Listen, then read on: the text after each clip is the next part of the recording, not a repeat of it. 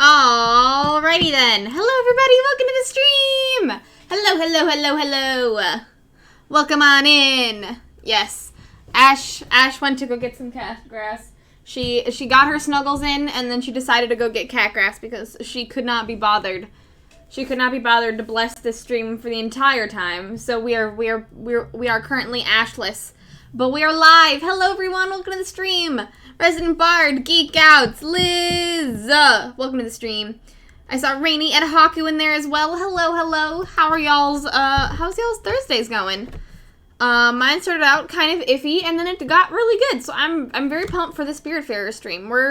It's the finale. We're doing it. It's actually the finale, and if it's not, I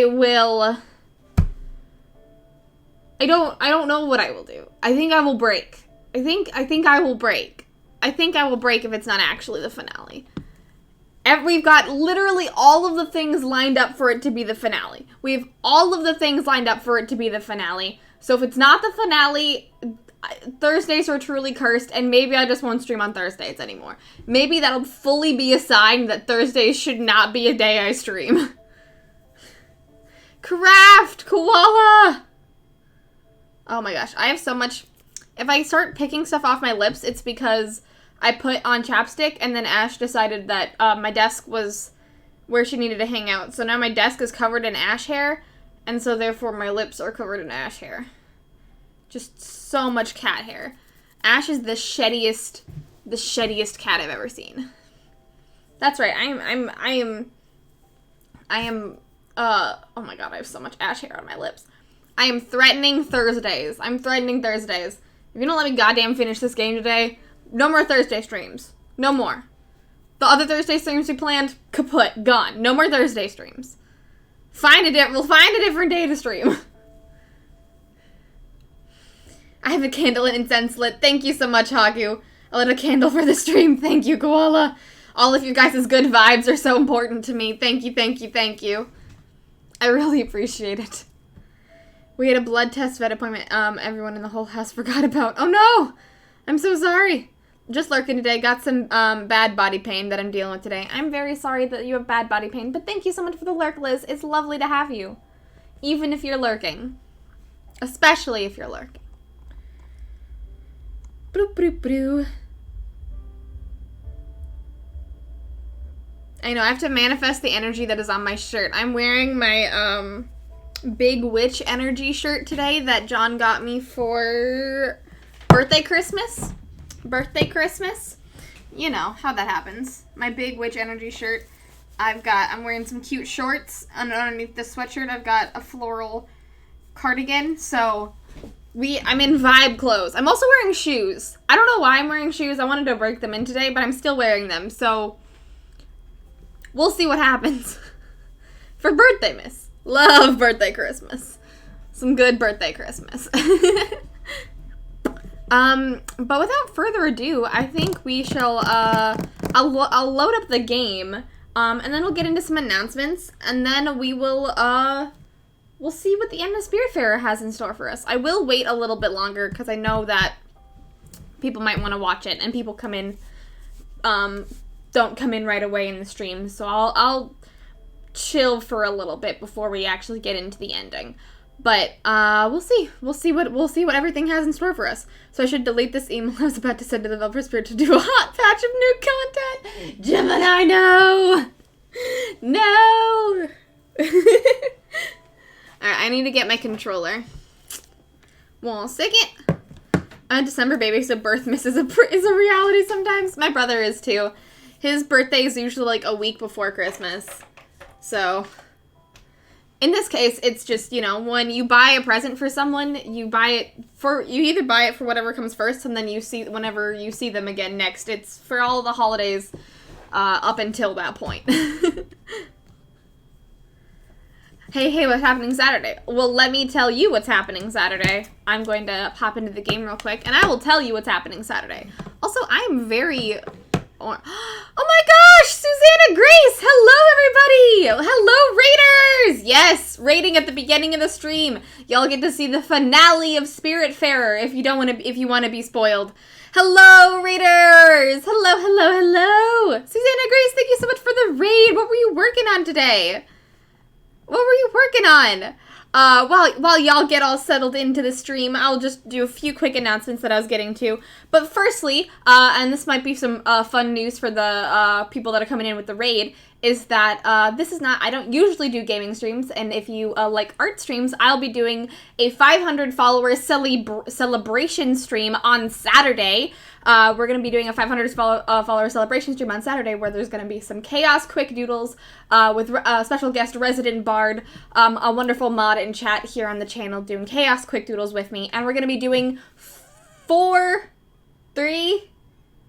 giveaways in the stream with 4 giveaway prizes each giveaway. So if you haven't bought comics or prints or stickers and you're waiting to see if you win those giveaways, we're going to be doing a whole bunch of giveaways on Saturday.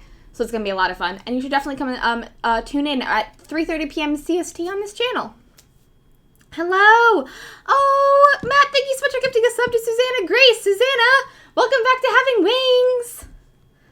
12 total giveaways. Susanna Grace, I was playing Street Fighter. Ooh, that sounds like fun. Thank you so much for the shout out for Susanna Grace. That sounds like really fun. I haven't played Street Fighter in a very long time. I hope you kicked absolute ass. Thank you so much for the raid, Susanna. I really, really appreciate it. If you guys aren't following Susanna's absolutely wonderful. Plays a lot of really fun games and plays a lot of games with Tabletop Horde, if I'm not mistaken. So if you like Virginia and their that content, you should definitely go check out Susanna Grace as well. She's lovely. Absolutely lovely. 12 giveaways noted. But hello, readers. For those of you that don't know who I am, my name is Bree. I am a digital artist here on Twitch. I stream art on Tuesdays and Saturdays, and I play games on Thursdays until June, and then we're going to be streaming some art on Thursdays as well.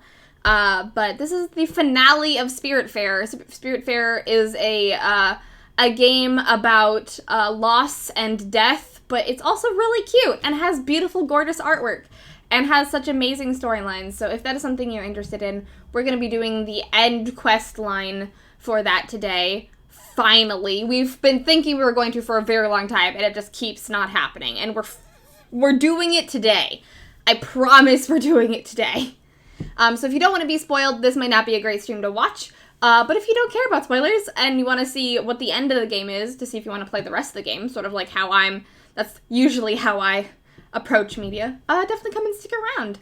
Also, some fun things about me is that, I'm also a webcomic artist and creator. And, tomorrow, the next page of the Intermission of the Phoenix is coming out. Page 2 of Intermission 3 is coming out. And we're going to learn more about the Gagnase, so definitely check that out. It's on Tapas Webtoon and my own website. I also, just because I'm so hyped about it, there's a new print in my Etsy store. And it's gorgeous. It is the Sun card. It is a card that I made for Arcana, Lisa Penrose's amazing Witchy TTRPG convention a few weeks ago, and it is in my Etsy store right now, and with every purchase of this bat print, 50% of the proceeds go to bat conservation. So you should definitely go and check it out. I sent out a whole bunch of them yesterday, and they are so pretty. I love them. Anyways. And also we have a sub goal. You know, you can see it down in the bottom. You're welcome! I have to dash to the store, but I hope you all have a wonderful stream. Be good and behave yourselves, my chat. Have a good time in the store. Thank you so much for hanging out, and have a very good time with the rest of your evening. Bye!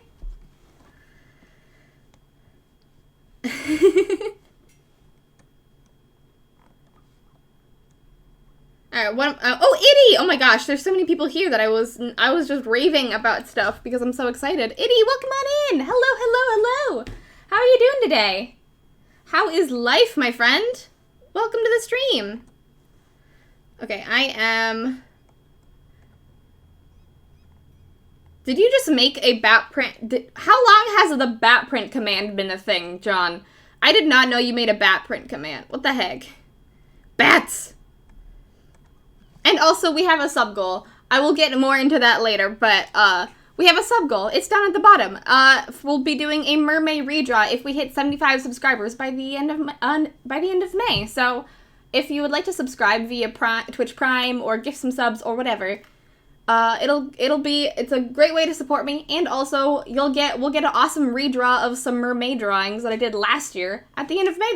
At the end of May, so it's gonna be a whole bunch of fun. Yeah, that's my announcements. That's literally all of my announcements. Huzzah! I had a chicken and rice Caesar salad for supper, and ooh, that sounds delicious. That sounds like a great supper. I just had a grilled cheese. I just had a grilled cheese for lunch today. I tried to come earlier, but my net said no, and your stream kept freezing. No. What? Oh my god, John! Thank you so much for the 3 gifted subs! Thank you, thank you, thank you! Rio Draws, Wien 8's Man, and Zulinex! Thank you so much. Welcome to the brigade. Welcome back to having wings, everyone. Subscribe.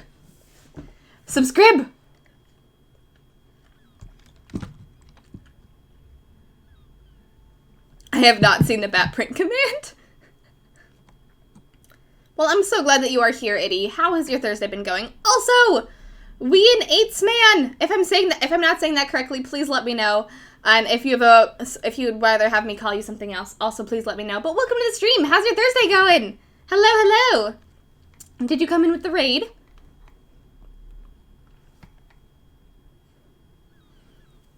Bats are secret superheroes. Mate, don't worry about it. The name is German. Wait, how do I pronounce that? Wien or Wien? Since it's German? I'll remember. Wien is fine. Vine. Oh, it's Vine! Vine. Haha. I'm very bad at pronunciations, so don't you... Nothing personal at all. But thank you so much for correcting me. I really appreciate it. Batfax. Oh, I'm doing great. How are you? I'm doing wonderful. It's the Spiritfarer finale for real this time. For real this time it is. I promise. I give you my solemn vow.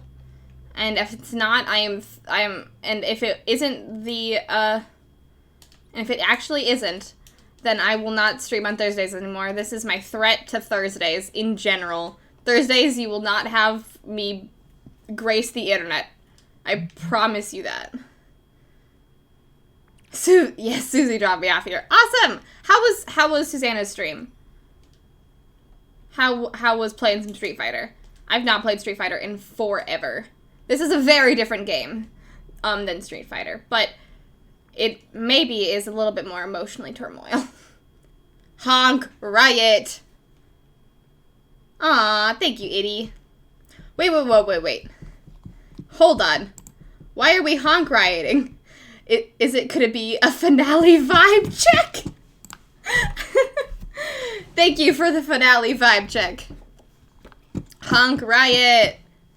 It's like the Zoot Suit riot. Alright. I feel like we could, I'm gonna just make sure that I have everything under control. And everything under control that we need to do. Because the last things we have to do is bring Stella and Daffodil to the Everdoor. We have Elena's things that we could do, but maybe we'll do those on another stream. If ever we want to come back to this game. And then complete the proper errand. I still need burnt food for that to be the case. And I don't remember how long I've put the popcorn in, so. Thank you, Itty. Very angry geese. Honk riot. We are coming for you. We are coming for you, Thursdays. The vibes are good.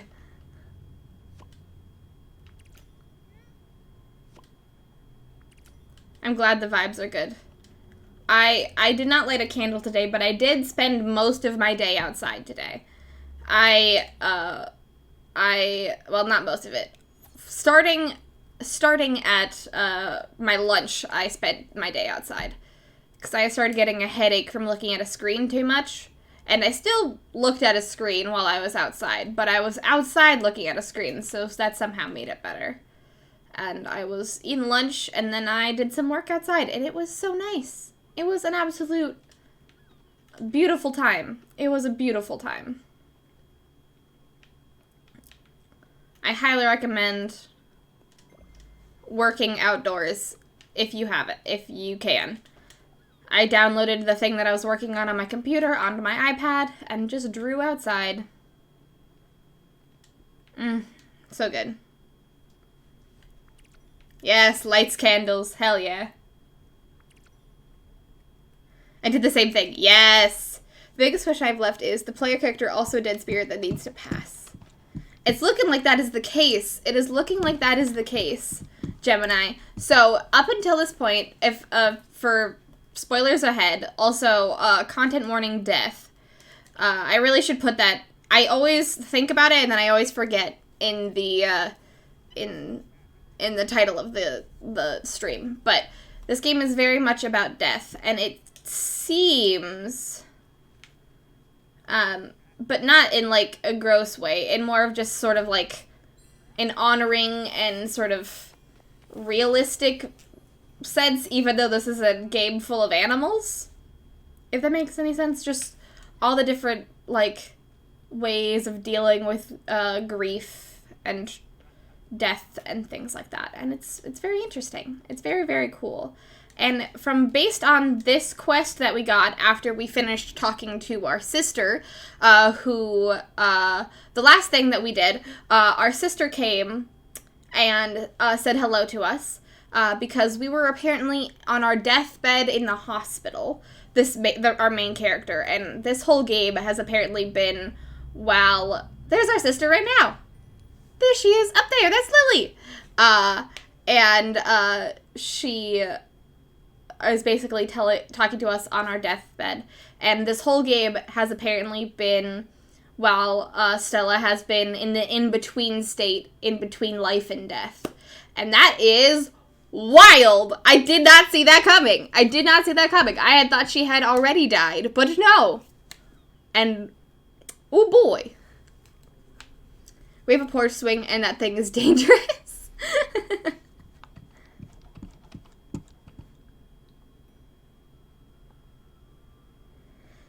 If the game doesn't work, we honk riot.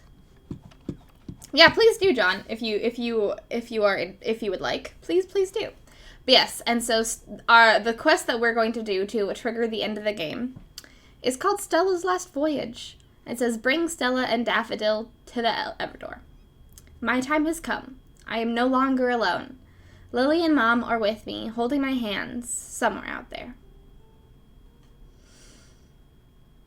And I'm really excited to see what the end of this game looks like.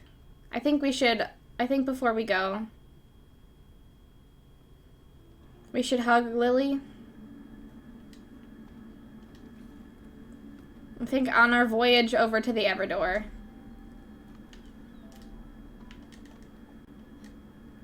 We should hug Lily again. And we should go find Buck and give Buck a hug as well. Danger says, don't fall asleep. What? Oh my god! Oh my god! Our friends! Ah! What? Gwen! It's been for so long! Alice! Guys! Now I have to remember where everyone's house is! Summer! Stanley!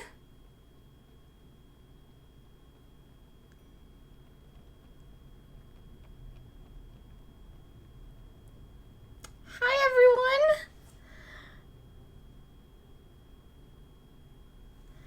Oh my gosh!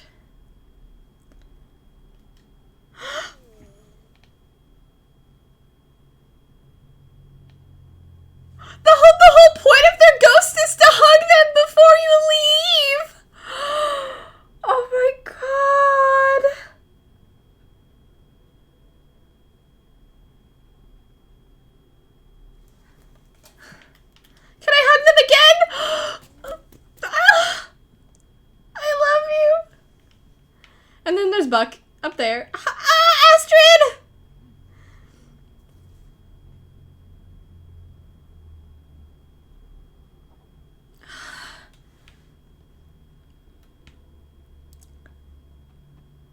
Hi, Giovanni. You're a bastard, but I like your hugs. Gustav. Hello. Hi, Alice. Oh, I forgot how cute these hug animations are. Hi. Oh. Hi, Elena. Oh, you hug me as a ghost.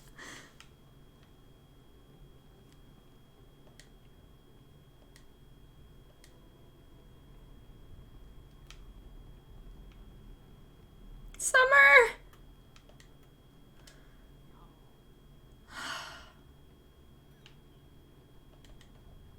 Stanley! My boy!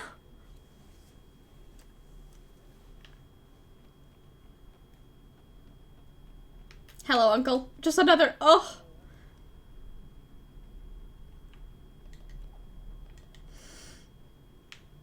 Gwen.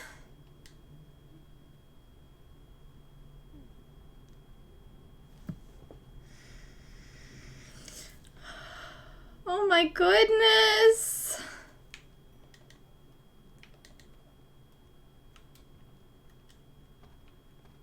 Oh, Buck's asleep. I can't hug him. Come on, Buck. Lily!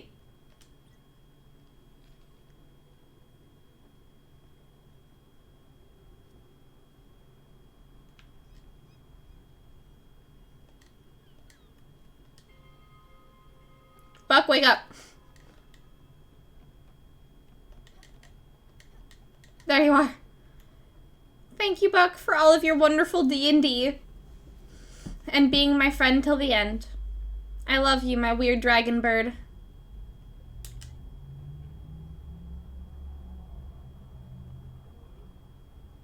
Me too. Me too, Buck. Me too. Goodbye, everyone.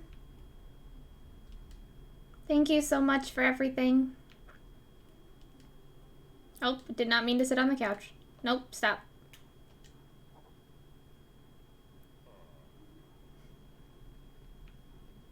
Goodbye, my grandparents.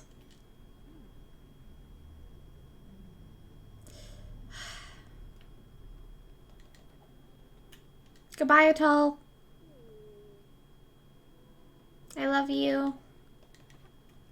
Goodbye, my best friend.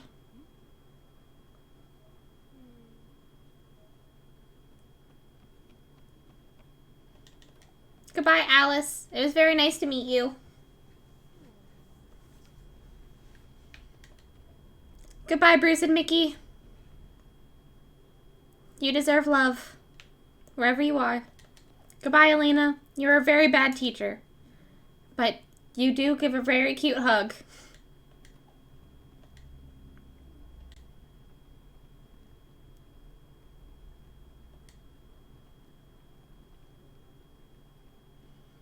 Goodbye, Stanley. I will always be your big hat. And goodbye, Summer. My favorite teacher. You deserve everything. I love your weird whole snake vibe. And Lily. Thank you for everything. Thank you for taking me on that lovely journey and showing me all my pictures. I will see you on the other side, my friend.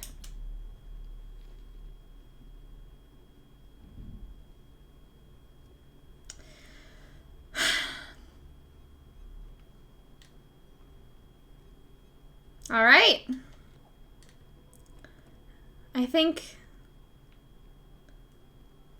don't think there's much else left to do. At least she hugs well. I don't think there's much else left to do.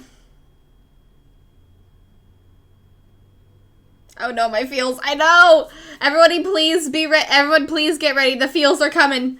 This was only feels that I generated, and the hugs. Come on, Daff. Let's go. I don't know who says this. I blame Nico for my tears. Yes, you should. He was the one that got me to play this game. From this point onwards, there is no turning back. Do you want to continue?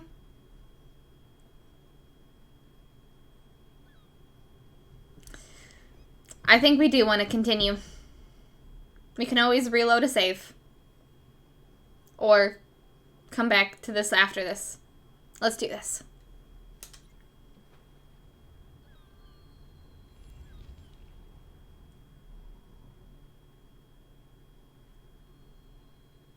I love that the butterflies are going behind us.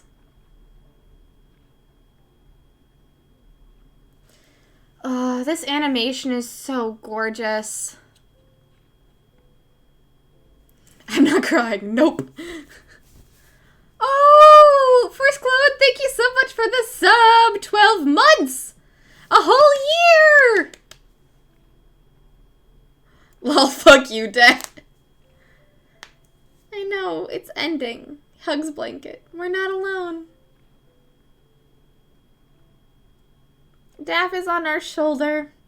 The butterflies are coming with us.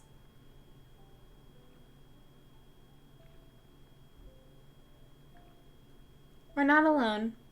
The butterflies are our mom and Lily holding our hands through this.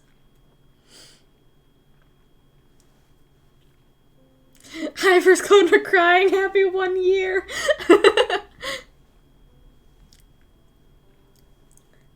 I mean, it's just how games work, but the fact that it does happen doesn't make it any less important. Just because video games can say fuck you to death doesn't mean that the death is not important and impactful. I have learned that from this game.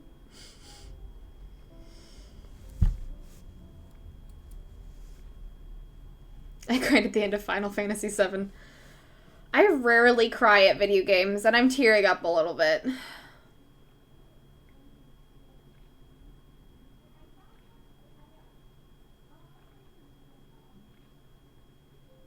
I know, the whole sequence is silent.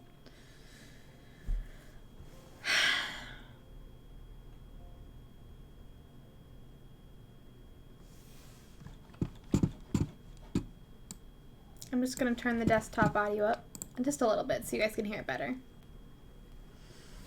Press E. Press E to die. Do I hug Daff? Do I hug Daff? Yes! We hug Daff!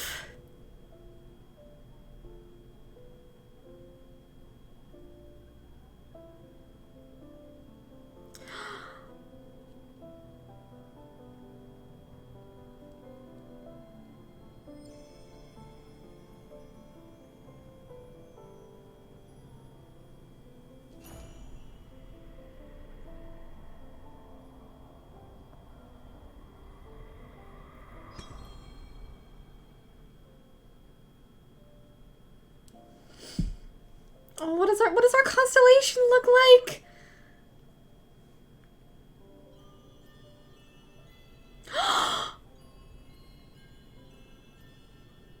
Oh my god! The cat with the hat! It's the cat in the hat! But oh my god!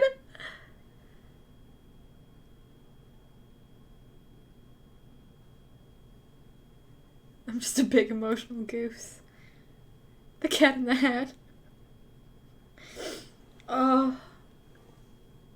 That is a perfect constellation for them. I am... Wow. And then it's just like the big star in the middle.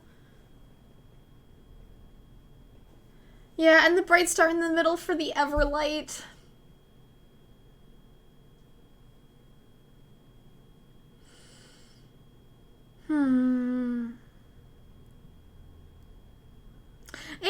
looks like the hat is hugging the cat, and it's...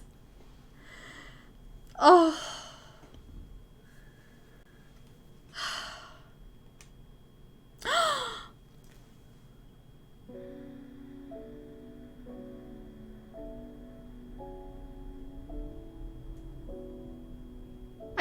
I gotta let it go achievement.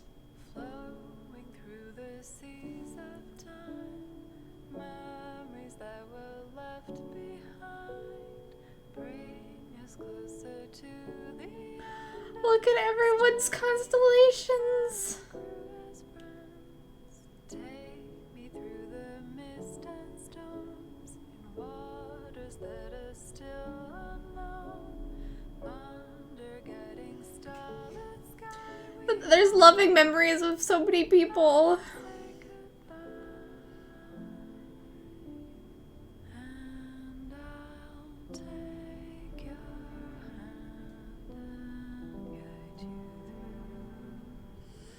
all the steps one takes to move on to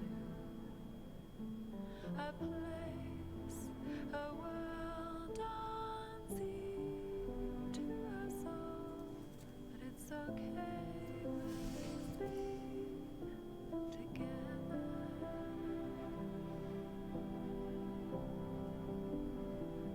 And I'll take your hand and guide you through all the steps one takes to move on to a place, a world unseen to us all, but I know we will remember.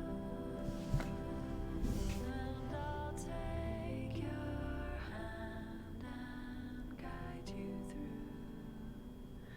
all the steps one takes to move on to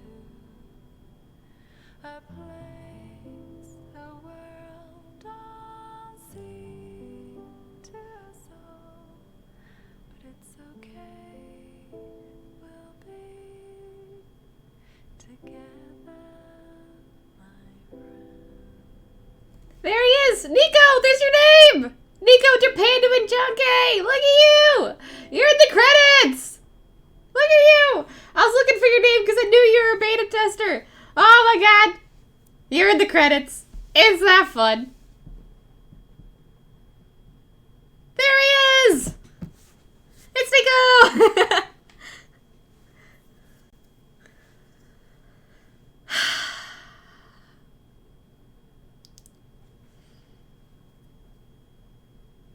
All right.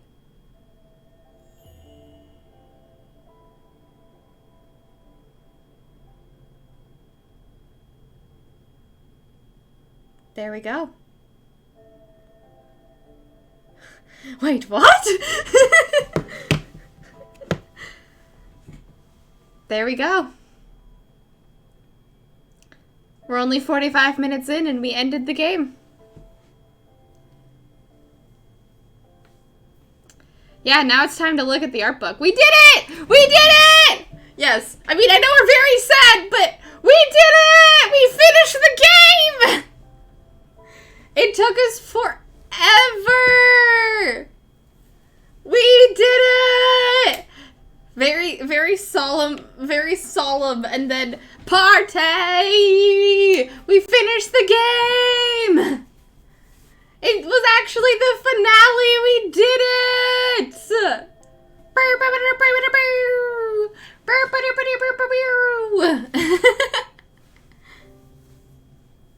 Also, yes, we can keep on streaming on Thursdays now. Thursdays are safe. Thursday streams are safe. The curse has been broken! Hooray! Piss off ghosts, but emotions. Okay, so now that we've actually finished the game, I'm actually kind of surprised by this.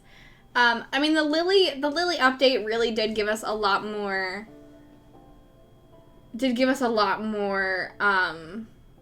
insight into the actual storyline of the game, which I was very pleased with. If we didn't play through that first, if that wasn't a mandatory thing that Spiritfarer added that made me just so mad, but it was very nice. I would not have understood a lot of this game. I would have still had much more questions. I still have quite a lot of questions, to be honest. I still have quite a lot of questions. Still have quite a lot of questions that was not explained at the end of that game. But also absolutely gorgeous. Absolutely gorgeous. 10 out of 10. Yeah, I know. I expected a final encounter with death, but no, it was just the end with the constellation, and then the credits. The candles worked. Yes, the candles worked. Also, Amethyst, welcome on in. I saw your name. How you doing? How you doing today? Assassin's Creed New Horizons. Yeah, I think it's true. A game like this is it feels good to be left ambiguous. Because it's really nice to have a lot of different perspectives on death and on the passing of your friends and family, and this game holds your hand through the events, but it also doesn't tell you how it is. It lets you kind of show how it is. And with the Lily update, it tells you a little bit more about Stella's life and things, but it doesn't stuff that down your throats. You get to make your own assumptions, and I really like that. I'm glad you absorbed some vitamin D, Amethyst. That was just Stella and Daft paddling in silence fucked me up. That was something, wasn't it? That was something, wasn't it? Like the end of Inception. Yeah. I also waved an egg around and prayed in Spanish. Thank you. Thank you guys. Your vibes were very much appreciated. Very, very much appreciated. That was a very good game. Again, I didn't intend on watching this playthrough, and now I remember why I didn't want to. Darn repressed memories. It was a very, very good. It was very, very, very, very good. That was a very good game. But to help us decompress a little bit from this game and to continue to just love on it for as much as it deserves to, we have an art book to look through, actually. Japandoin Nico in the chat was kind enough to gift me the Spiritfarer art book. It is a digital art book, and I'm very excited to check that out with you all. I tried to get that working before stream started, but I could not figure it out. I did the Steam key and everything, and I don't know where to find it on Steam. So Nico, if you could tell me where to find it on Steam so I can load it up, I would very much appreciate that. Because I got it, and I don't know where to find it. I have lost it. But yes, we're gonna be looking at the art book, and then maybe if we have some time, maybe we'll do some Animal Crossing or something. But I don't know. I kind of want to keep this. I don't know. I feel like this stream deserves, the ending of this game deserves a little bit of a decompress. If we still have time after the art book and the decompression, we'll maybe do something else, but I don't know. The world is our oyster. Thursdays are safe, and we can hang out. We can still hang out. Hey, Orange, you just missed the end, but that's okay. There is a VOD if you want to go and check it out. You're actually here just in time for us to check out the art book. It should be on the same tab as the game. Alright, I'll check if I can. You should be able to right-click the game in your Steam library, then hit property/local files. Okay. I will do that. 1 second. Alright, Spiritfarer. Properties. Local files. Browse?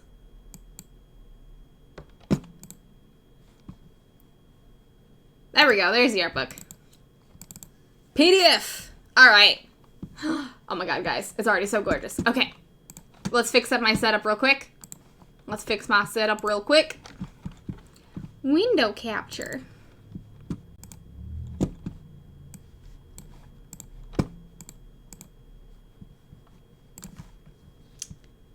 There we go.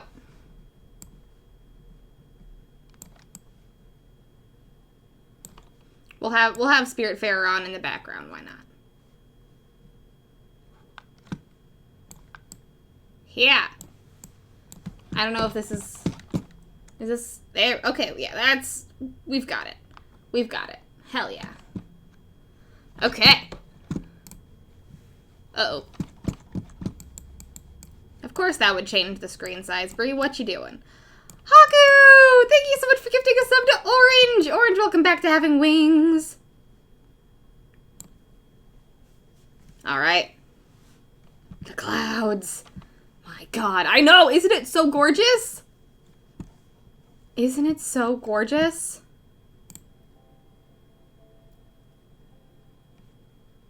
This is going to be interesting, too. I want to have the Spiritfarer music playing in the background, but I also want to use this. I don't know how to do that. I don't know how to do that. I have hit a conundrum. Yes, just stare at the clouds. Just look at this beautiful art while I figure out how to do this.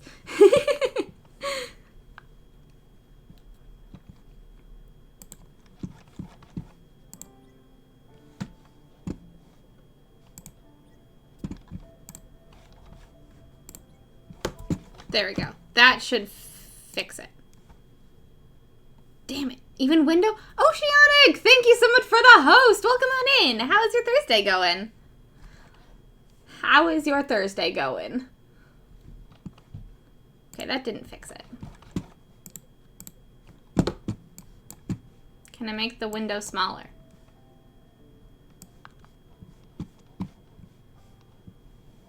Maybe if I do this. Okay. Let's see if this works. We'll see. Let me know if you still can't hear. Just on lunch break before going back to work. Was watching an episode of The Crown. How are you? I'm doing great.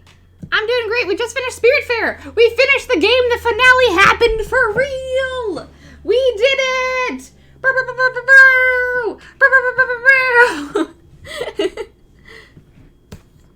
But all right.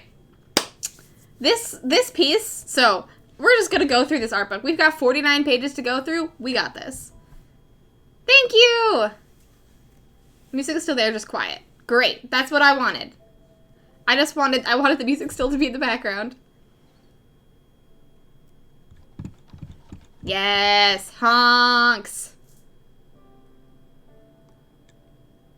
How was Orange? Also, Orange, how's your Thursday going? What have you been up to?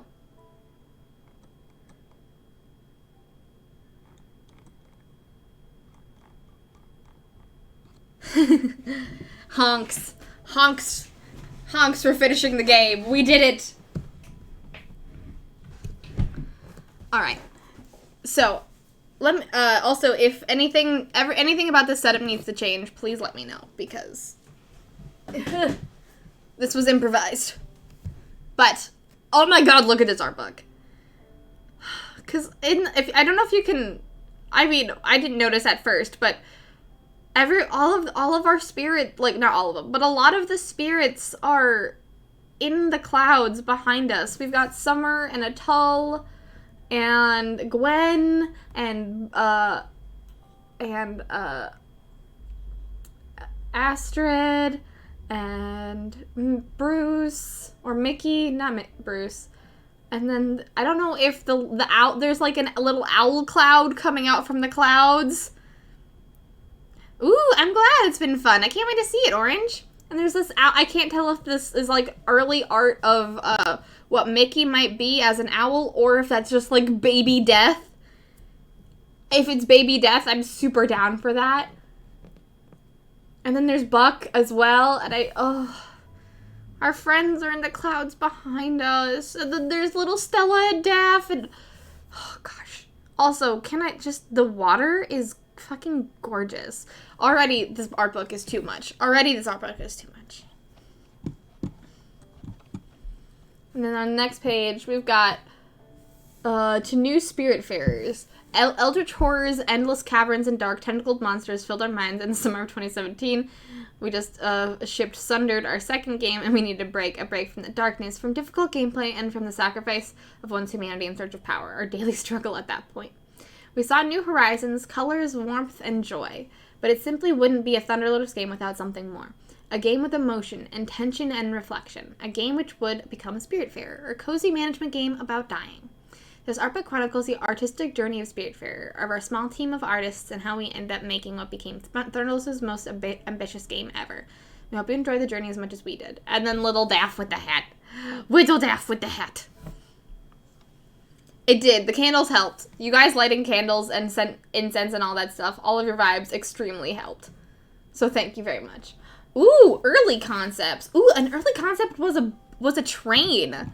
Look at this. An early concept was a train. The egg. It was the egg.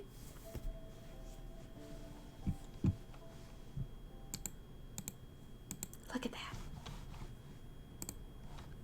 Spiritfarer's boat initially started out as a static hotel. It came from the desire to create a story that would incorporate in the myth of Charon and the River Styx. The idea behind migrating into a train was to evoke the day of life running this course, but its final destination. Very cool. I like the idea of it being... I'm glad that they decided to do, like, emotion aspect of it, like, with a boat and stuff. But, like, this train aspect is super cool with, like, the spirit lights. That would have been super fun to have to be on a train. That would have been very interesting. Ghost train. Ooh, it also allowed us to change scenery in a 2D environment and explore new horizons. Trains evoke a very nostalgic old-timey feeling that we want to explore. That's born the Spiritfarer hotel train. Yeah, extremely different vibe. Very cool. Also, this, like... I like this, like, water train that they've got going down. This water train over here. Like, with the wheels and stuff. Love this water train idea. Very wild. Very interesting. Little townscaper vibe.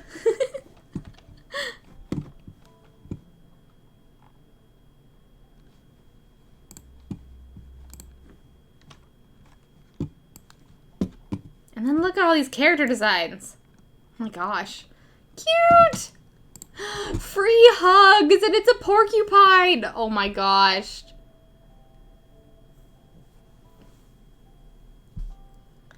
The other spirit, so some of them were generic spirits. Those would come and go on your train and didn't require a lot from you. The other spirits were the unique ones, and those would have been the ones that needed your help the most. Those you end up connecting with. Nice. I also like that, like, it didn't start off being, like, it didn't start off that they knew that they were going to be animals. That they were just going to, like, they could be, like, blobs, or this one is an animal, but this is, like, a porcupine, and then these are, like, people. And very interesting. I like that a lot. Are you guys talking about making a TTRPG already? Everything's a game concept. Everything's a game concept. Oh. Look at, and these are just people, except this one's an animal. Oh, is this a koala? Oh my god, it's a koala with big hair and a hat. Koala, it's a koala with big hair and a hat. I heart Skater Blob. These ends were first pitches as to what the types of train spirit passengers could look like and would serve as a launching pad for some of the later designs.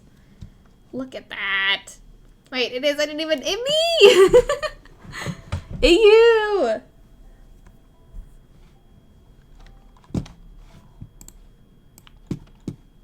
Look at some of these boat designs, though. We've got this boat on land. Love that boat on land. Boat in the water. Boat I really like that the boat designs are only one of them is in the water and every other one of them is on land. That's very good. That's very good. I like that a lot.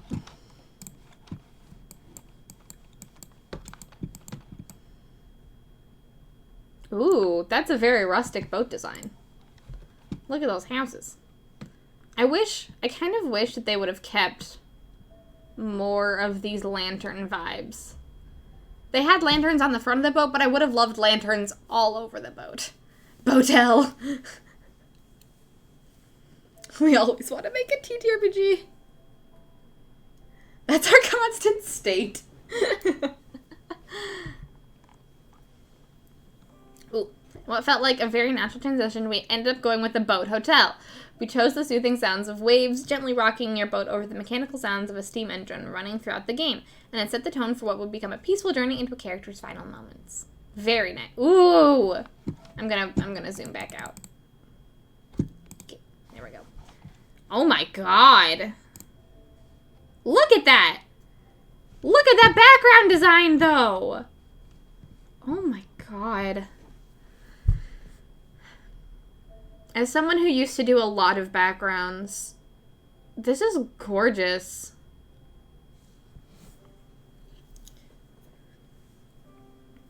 Praise the background. Praise the background artists. This was the first completed illustration that would serve as a visual guide for all of the backgrounds in Spiritfarer. Oh my gosh, and look at all the different like times of day down here. Bottom our first attempts at illustrating the different times of day. I love this. I love this. Oh my gosh. I love it. It's just like, here's the standard colors, and then here is each new time. Oh my gosh. Their color schemes are spot on. The Everdor! Oh, look at all these concepts for the Everdor, though. This one is very sci-fi. Gonna zoom in over here. Look at that. That one is very sci-fi. Whoa. These ones are all like, yeah, we can see how that would be the case. We can see that. This is extremely sci-fi and underworldly. Those are gorgeous. The Everdor was one of the first things we knew we wanted in the game, before we even knew what our protagonist would look like. Inspired by the breathtaking Roquette's I'm sorry, Germans. Devil's Bridge in Gablen's Germany for how perfect a circle it forms with its reflection once the waters below are calm enough to allow it. We don't remember exactly how we first came across it, but it was hard not to imagine it as a portal to another realm, and maybe the great beyond. Very cool. Very cool. I love it that like, here are 3 designs that we think kind of are like the circle aspect, and here's one that's extremely sci-fi.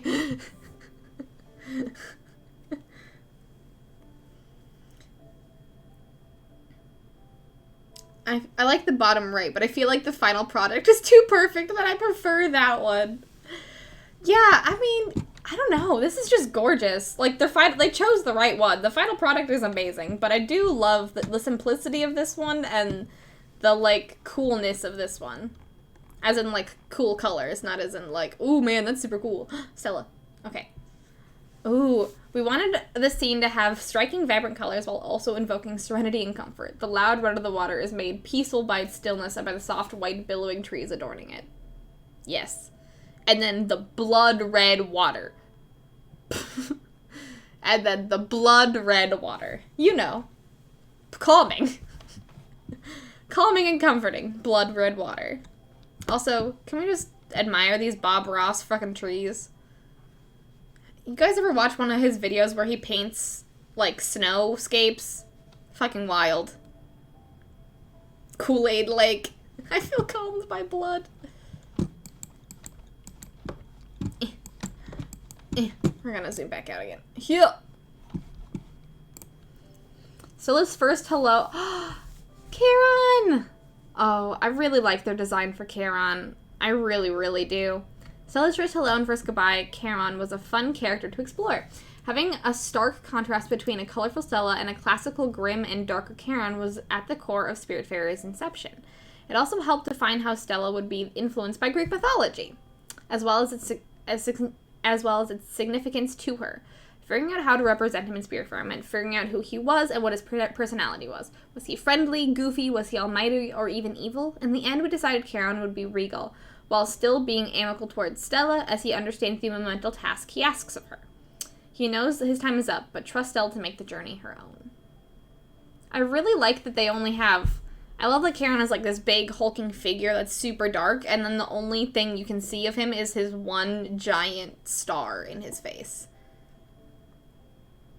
I know, the star in his hood becomes the star in my hat. It's so cool. Happy little trees. Exactly. Exactly. The star is so good. That's the Everlight. And then when he gives us the Everlight, he dies. It's so... Oh my god. That's the beginning of the game, and it kicks my ass. I think the Everlight is also in his staff, but still. I really also like the two, like, these are all, like, the similar character designs, just with different colors, and different staves, and these two are just big hat. Also big hat. And I love that very much. I love that wizard Charon. Ooh, look at these early concepts. Oh my god. Look! I love that Daff is so much smaller in this one. Oh my, look at them! Look at them! Yeah, I think one of us got one and, yeah, and Daff gets the other. It's for the sunny days. Look at them! Stella, even from her first iterations, was always a kind and loving character. She was meant to represent the best of people, and to illustrate how big an impact love and empathy towards others can have. Her characteristically huge star hat reflects her good, albeit sometimes a little childish nature, and how, like a star, she shines when she steps into a room. Though she's not without her own struggles, she knows her life is made better by the people she has met and befriended, and it ultimately is the reason why she meets all of her friends as spirits once more.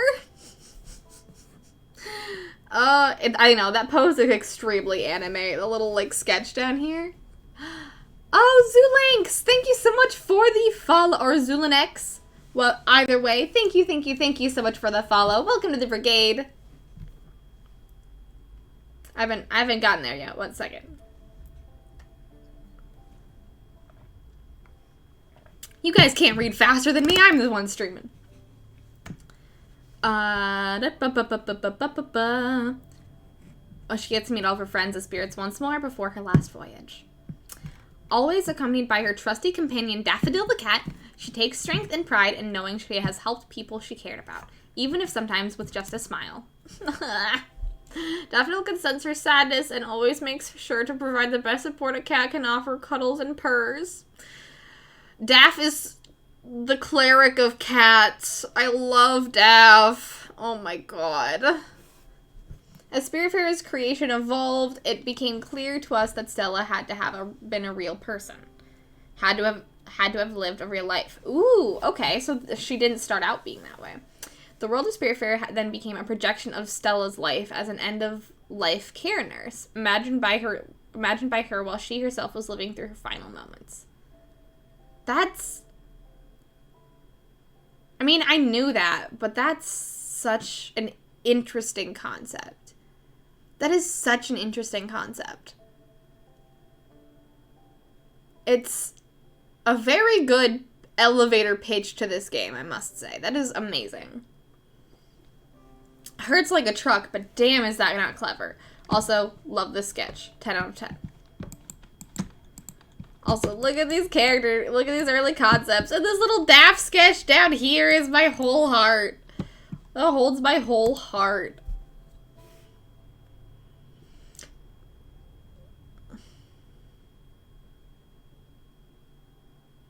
I love the little sketches. Just, ugh. Back when our idea for online for Spiritfarer involved one person per ship, Stella was actually 2 people. A brother and a sister? The sister was originally much younger, while the brother was slightly older. The idea behind it was that you would pick a character and encounter your sibling and their ship online when you would meet other people. However, due to many time and budget constraints, we had removed the idea of meeting ship to ship and left us with one protagonist, and eventually her cat. What? What? It was gonna be a brother and a sister? Oh my gosh.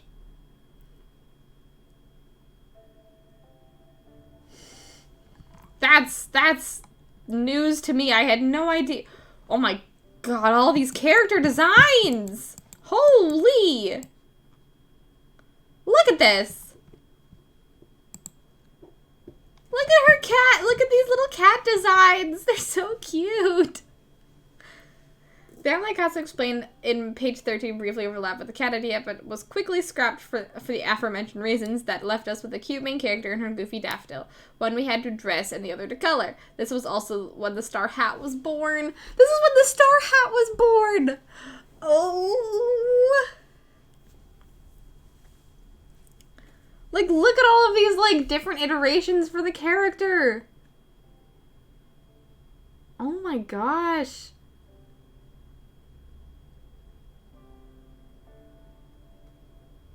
I really love the top right outfit. That's very cute. They're all very cute though. I love that like the first ones were like maybe boys, and then the other ones were like nah girl, nah it's girl time. It's all girl time. Kitties.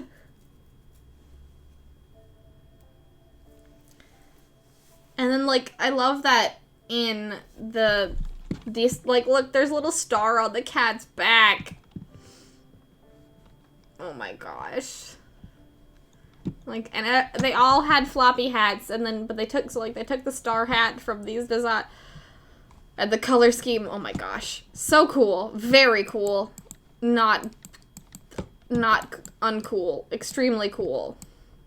Ah, look at these silhouettes. Oh my gosh. Big hat indeed. Big hat indeed. Wow. There's the different color schemes that we had. I mean, I know we have Stella with short hair, but I would have really loved Stella with long hair. Stella's long hair design is absolutely gorgeous. And look at Daff with a big puff. So like here's the cat designs, and then they're like, nah, big puff tail actually. Big puff tail, actually. And I think they were correct. The silhouettes were extremely important to the development of Stella's design, as this was the way we figured out the angle at which her hat showed off its shape the best. And how large it needed to be for her to use in order to glide through the air. It also allowed us to see how all of her previous clothes affected her movement readability, and we settled for the puffy sleeved yellow shirt and teal very high waist pants. Her Everlight would also officially sit on her belt for good, and Daffodil would later be given one as well. Cute. What if cat, but also pillow? Yeah, I know these hats are pretty big, but what if bigger? It definitely makes Daff much more visibly readable, 100%.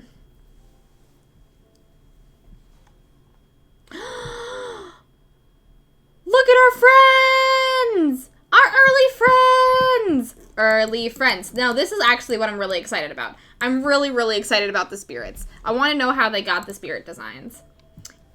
Look at them! I love these intricate spirit designs. Like, I know that they would have been hard to, like, animate, but I love them. Oh my god. Hey, Space King Bobby, welcome to the stream. How's your Thursday going? Hello. We are currently looking through the Spiritfarer art book because we just finished the game. We still have 40 pages to go. This is a very long art book, and we're going very slowly, but that's okay. It's okay. I'm having fun. It's very Spirited Away. In the beginning, every spirit was cloaked and masked. Drawing some of the inspiration from Studio Ghibli's Spirited Away. The idea behind the uniformity of the characters is also to decrease the amount of unique animations necessary to complete the game. The hands also had to be hidden in order to reveal nothing but the person underneath. Reveal nothing of the person underneath. After many attempts at designing different versions of this idea and briefly testing it in-game, it became clear to us that while the uniformity permitted us to maximize the number of spirits aboard, their anonymity lessened the possibility of any personal connection forming with Stella, and by extension, the player. I can see that. I do see that. Though I really do love these designs. I love them very much. This one down here is wild, and I love it. I love these little mushroom friends, but this one is wild, and it's so good. I love them.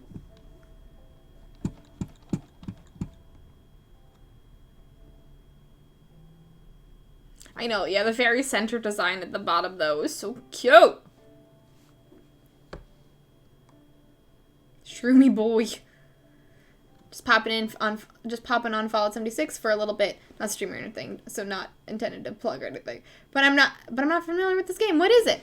I hope you have a very good time playing Fallout 76. This is a game called Spiritfarer. It is a sort of resource management exploration game where you are the Spiritfarer, or like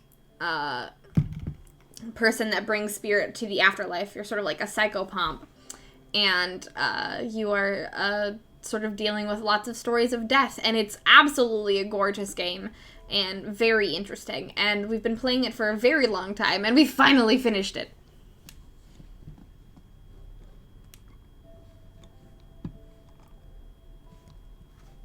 Yes, about dying in grief in an extremely wholesome way.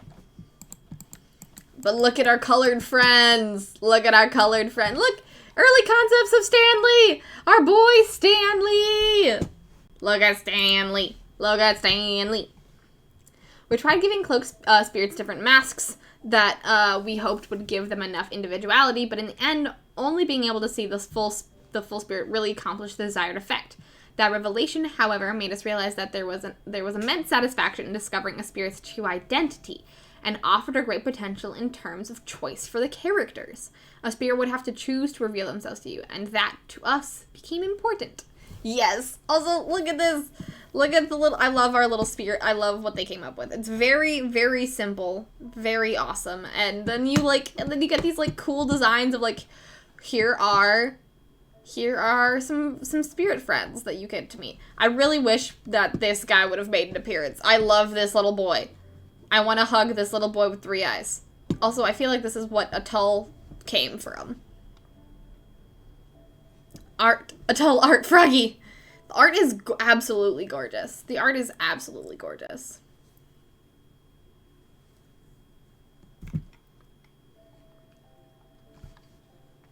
And here's the beginning of some beautiful lily flowers. House designs! Gwen! Oh my gosh, there's gonna be one page for each of our friends. Yes. I love the little beetle boy.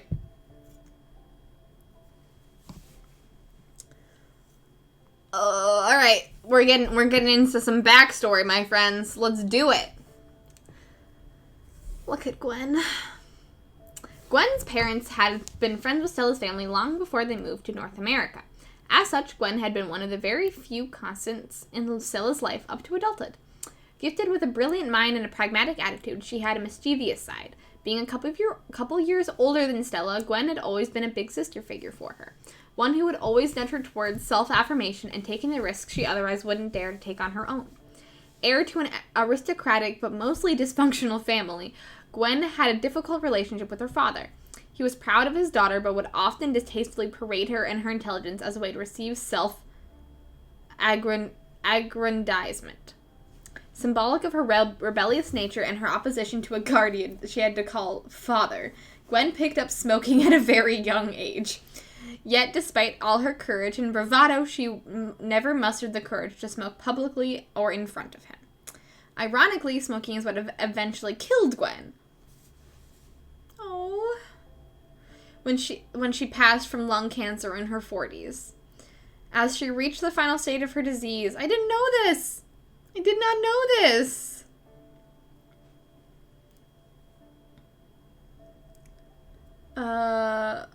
As she reached the final stage of her disease, Gwen traveled back to her parents' manor in northern Italy's Alpine Lakes region and considered committing suicide. Oh no. Ultimately, Stella reached out to her at that moment and succeeded in helping Gwen accept her fate rather than taking her own life. Although a woman, Gwen was, as a spirit, owns magnificent antlers, which symbolizes the admiration Stella has for her friend, and how she managed to carve out a brilliant career in a male-dominated professional world. I know what you do and don't know. I fully thought you knew that. I did not know that she died of lung cancer. I mean, it's not hard to... I'm not surprised, but I did not know that she died of lung cancer. Also, can we just, like... I'm going to zoom in on these character designs. Hit. Look at those! Oh my gosh! Look at how cool they are! I really love this centaur version. Girl boss Gwen. I'm really digging this centaur version with this like big puffy sleeve. I do love that. This one makes her look a little too tired and not regal enough. This one's very cow-like, which I feel like the slender version of her makes a lot more sense. And then this version of her that's an actual animal is also very cool. Though the centaur version would have been really cool. I do remember that. Was that a mirroring of what she did in real life? Yeah. Yep. Gaslight gatekeep girl boss Gwen.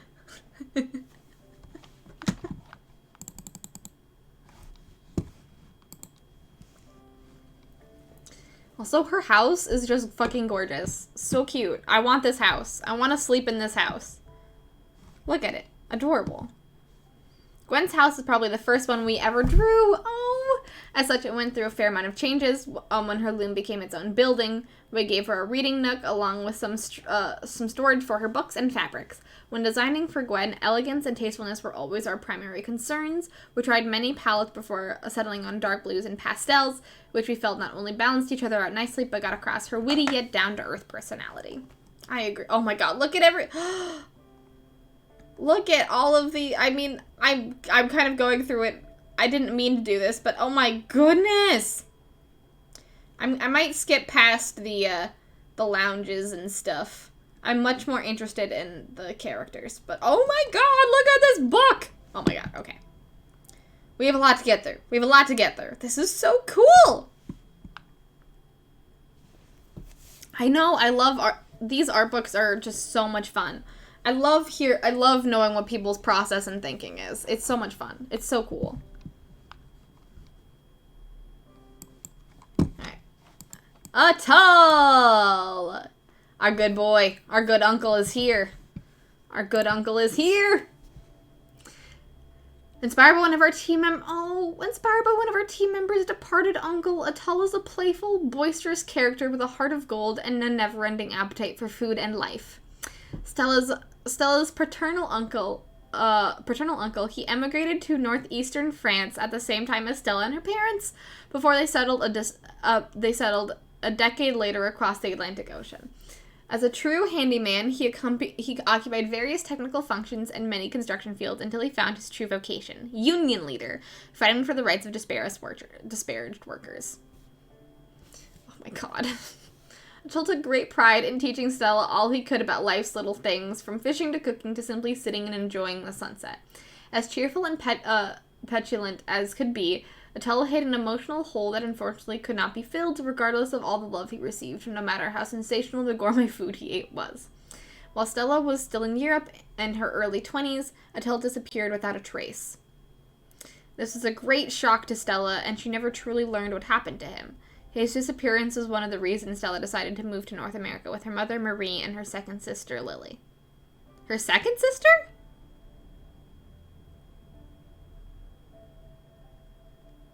Hold on, who the fuck is Marie? What? What's happening? There's so much in this book that I don't know. I know I love him. I'm so sad.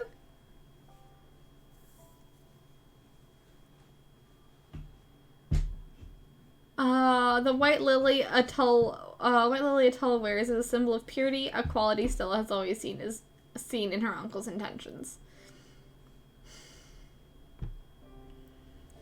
I can't believe it's so good.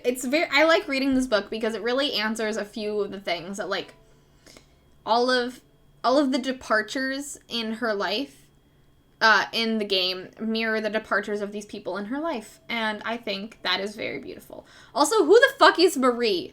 And Lily is her second sister? What's happening? What? Oh my goodness. Spot his small carving of Stella, a project he never got the chance to finish. Oh, Atoll. Oh, okay. So with her mother Marie and her but it says second sister. What is second sister just referring to Gwen? Is second sister referring that Gwen was like her sister? I don't know. The Atoll shed is just like him, bright, practical, and full of surprises. It features a little desk with an easy-to-access tool display, a frame picture of him and his union friend Zaz. Oh, that was his friend. I thought that was his daughter. And a big industrial shelf where he stores his personal possessions. The teal we chose for his home is a callback to Stella's own cabin, a visual representation of their familial bond. That's cool. I like that. Very cool. Summer! Yes. Our beautiful snake aunt. No, Lily is our sister. Marie is our mother. I don't know. A true child of the earth, Summer grew up in a Midwestern farm. In a very strict household, her job as an agronomic engineer led her to work with large farming corporations where she developed breast cancer due to their heavy use of chemicals. Oof. Her sickness prompted her to leave her town behind to heal. That is how she met Rose, the love of her life, and Stella's aunt. During her recovery, Summer developed an interest in biodynamic farming. Her journey toward better health also led her to embrace her more spiritual side. It is at that point in her life that she vowed to live every day in the glow of what she called the universal love. With Rose, she built a blooming garden in a remote area for just the two of them. Many happy days were spent in this house they made for themselves until Rose passed away. Summer's last decade was filled with struggles. The loss of Rose left her adrift, and without her by her side, she found it hard to take care of herself. Then, when her cancer came back, it was for good. She died with Stella by her side. Aww. Summer was the person who inspired Stella to become a nurse. Oh. On the boat, she appears to her as a teacher and a nurturer. The ox-eyed daisy, her spirit flower, is a symbol of patience, a quality most useful to farmers. That is so sweet. Hey, we love a Midwesterner.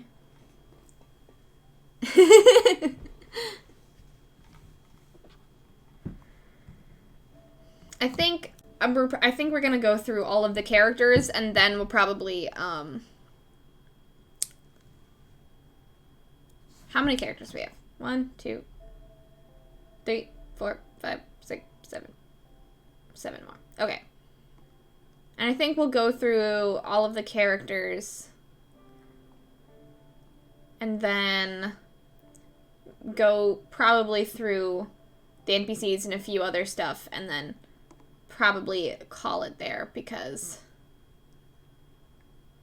there is a lot. There is an absolute lot of this book. Holy shoot. But I also we're about halfway through the stream at this point, and I just want to have a plan.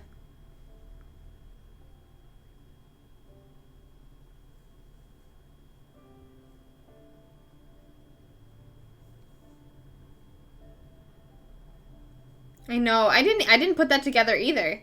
I guess I didn't know that the dragons were actually cancer. That's very interesting. That is a very interesting characterization, I must say.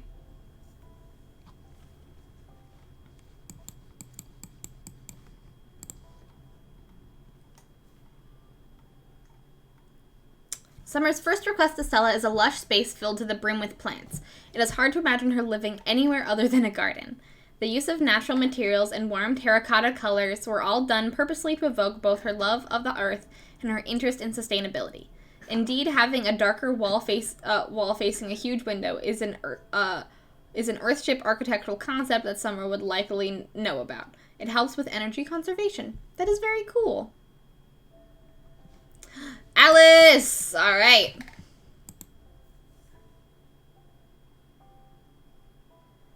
Oh, so that was the corruption.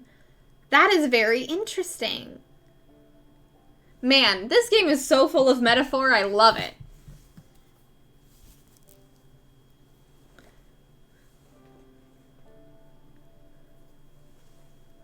Alice, soft-spoken and unobtrusive. Alice is the kind of person who prefers keeping quiet over inconveniencing someone else. Oh, Alice. A stay-at-home mom, she spent most of her adulthood looking after her children and taking care of her family's domestic life. Engaging with Alice meant doing so of your own volition, as she would never dare impose herself. The timidness of her character was by design, as we knew it would contrast well against the personality of other passengers the player would likely already have on board, like a tall Gwen or Bruce. Bruce would already be on board? Interesting. I know, she's such a cute hedgehog. Look at those flowers. Ugh! Through her requests, we wanted to show her slowly opening up to Stella, overcoming a shyness that would often hide her true passions: fashion, travels, Swedish romance novels. Based on a team member's grandmother whose passing coincided with the beginning of Spiritfarer's production. We also wanted to address the pain of slowly losing a loved one through sickness and age.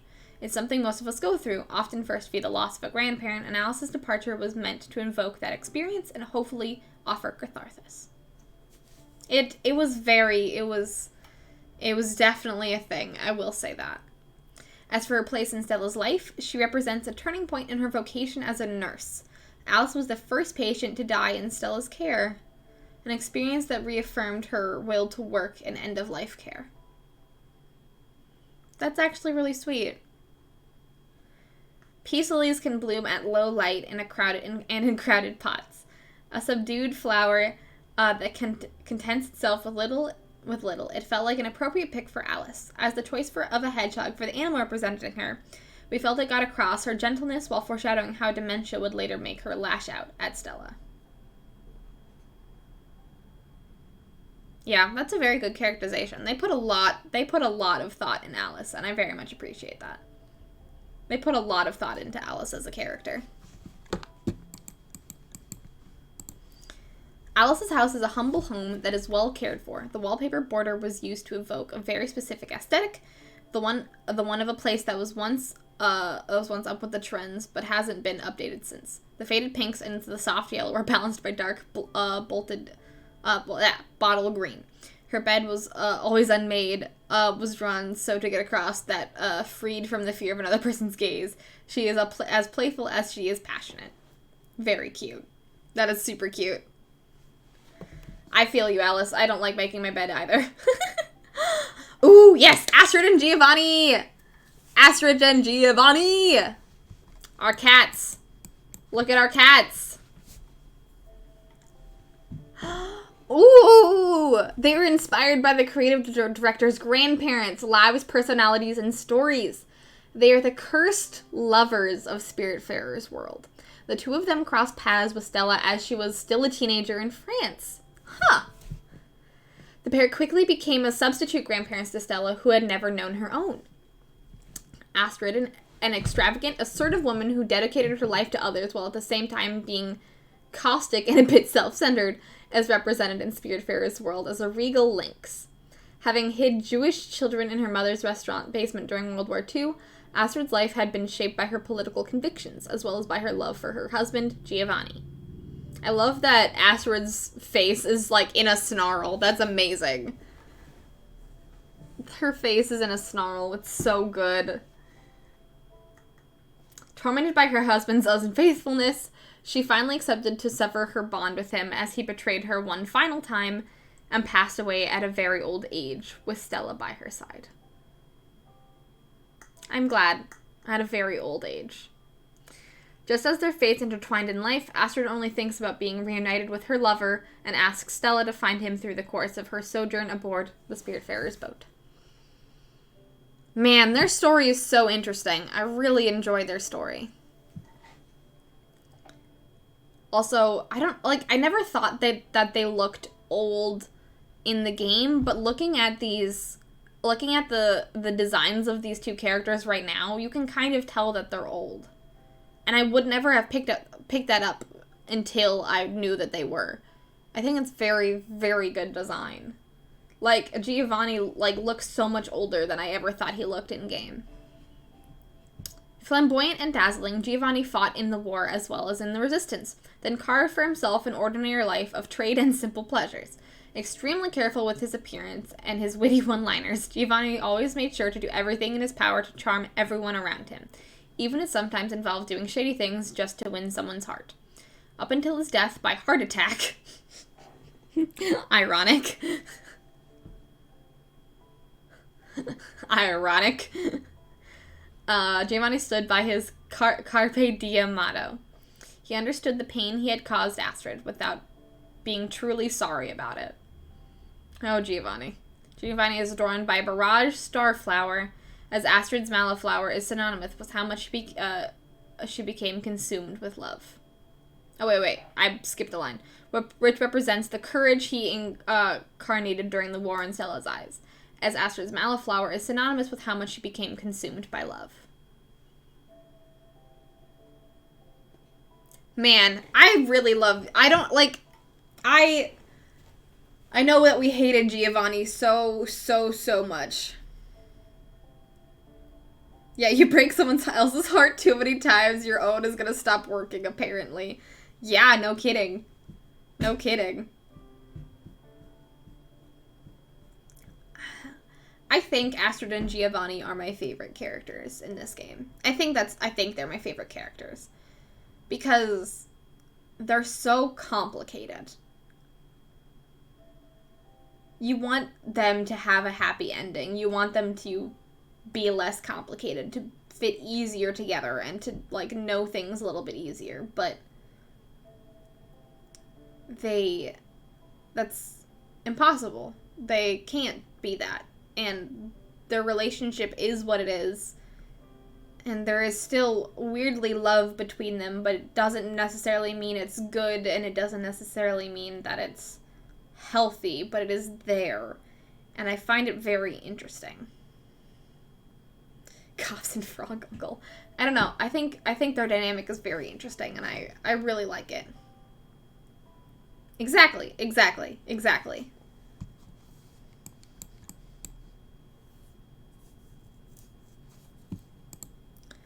When designing Astrid and Giovanni's house, we pulled a lot of inspiration from my creative director's anecdotes about his grandparents' home. Tales of hoarding and horrible 70s interior design inspired us to go all in with orange tones and mismatched trinkets. A comfortable bed with plush fabrics made sense for Astrid, someone whose concerns are material, not aesthetic. Meanwhile, the green sofa provides fertile ground for Giovanni's barrage flowers after his departure. It is where he would spend his nights when he'd hurt Astrid so badly she couldn't bear to sleep next to him.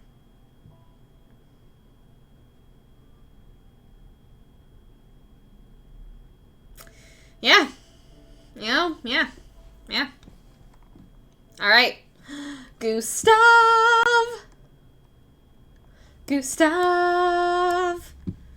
our bird's boy. All right. Our beautiful art curator. Loosely based on one of our teammates' great-grandmother. Interesting. Gustav is a peculiar character. As Stella traveled through Japan as a young adult, emancipated and in control of her life for the first time, she meets Gustav. A spectacular German art curator, Gustav has a brilliant career that leads him to travel the world. curating exhibitions for a multitude of museums and galleries. His extensive knowledge of art, history, and architecture sometimes makes him come across as a smug intellectual. True. Art dad! Art dad! At a relatively young age, Gustav develops a degenerative disease that physically paralyzes him, but leaves him with a clear of mind. He continues working as much as he can, but his condition stifles his career, sours his mood, and forces his mind towards more contemplative subjects. On our boat, Gustav acts in a rather aloof manner. He is not a passenger that requires a lot of care. Rather, he wants Stella to help organize one final exhibition, the one he dreamed about but couldn't realize during his life, due to his medical condition. While he may sometimes appear demanding and ungrateful, he never does anything for himself. The gallery he's building is for all to discover and enjoy. In a similar manner, his seemingly pedantic behavior hides a deep selflessness. He judges harshly because he believes that humanity should strive to leave a positive, lasting mark.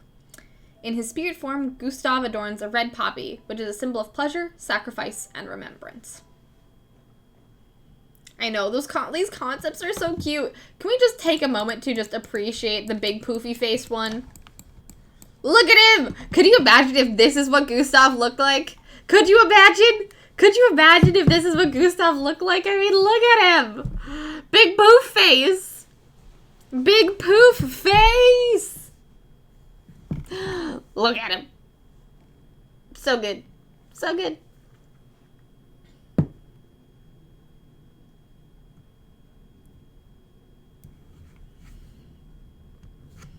Poof face.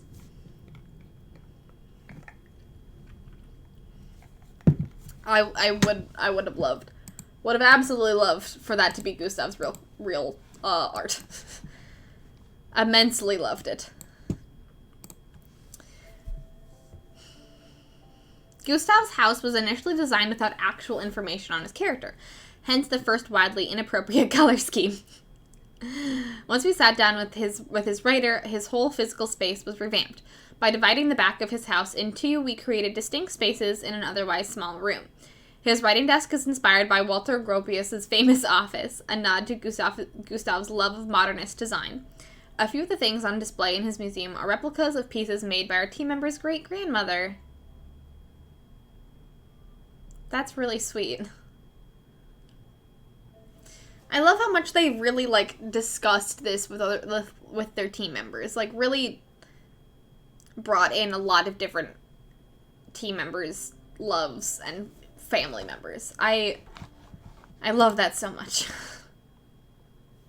Stanley! This is gonna be so sad! This is gonna be so sad!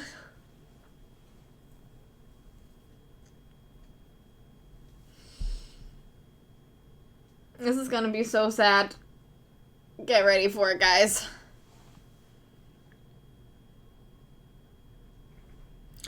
I know. I think the one that they chose for Gustav's story was the right one, but it would have been hilarious if it was the poof face one.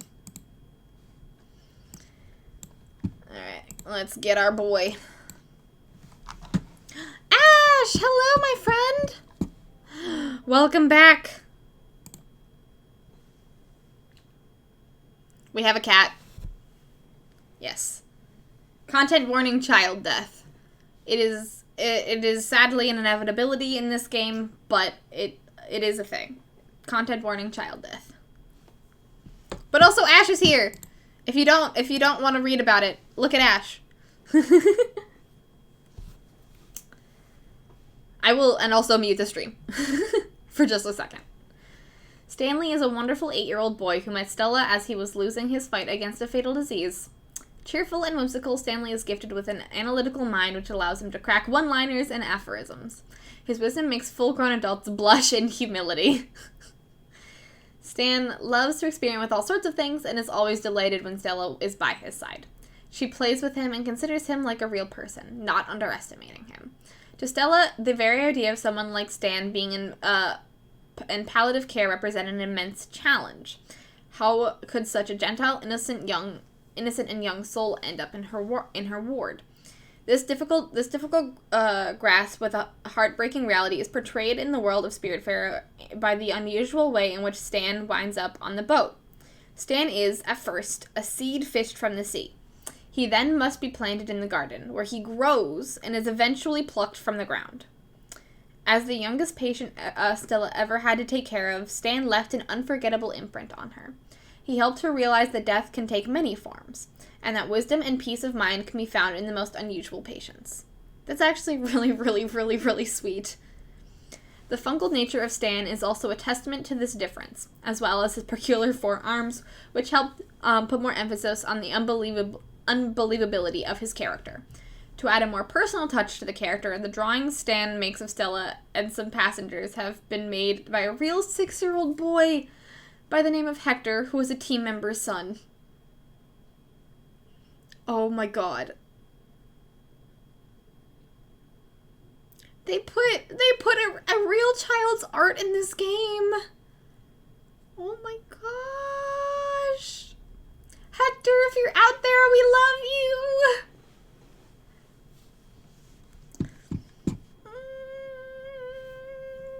My boy. Hector, thank you for your beautiful art. I know they put a 6-year-old's refrigerator art in the game. It's so cute. Look at these little drawings that he did. Hector, you're my art. You are my art role model. I want to be you. That is so cute. After claiming the guest house for himself, Stan builds himself a fort using the couch and tables. He keeps everything that was previously there and cherishes the portrait of Stella and Daffodil that previously decorated the wall. Jacob, his beloved and magical pet beetle, occupies a place of honor in his room. I love it. Such a child thing to do. 10 out of 10. 10 out of 10. Would recommend. Oh. Alright. Let's learn about Book. Look at him. Oh, whoa. Look at those character designs, though. Look at those character designs, though. That is so cool. Look at that. I love that this one's like eel-like. I love that they're all birds with dragon wings. That makes me so happy. This is so cool.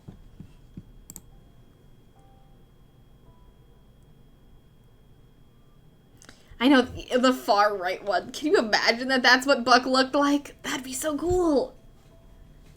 Inspired by a creative director's teenage friend who died at the young age of 18.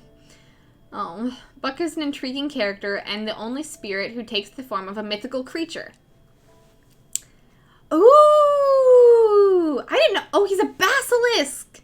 He's a basilisk! Oh! I would not have got that, but that is very cool. That's very cool. I like that.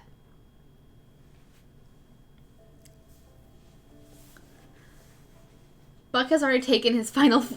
A basilisk with a petrifying gaze, Buck has already taken his final form when found by Stella.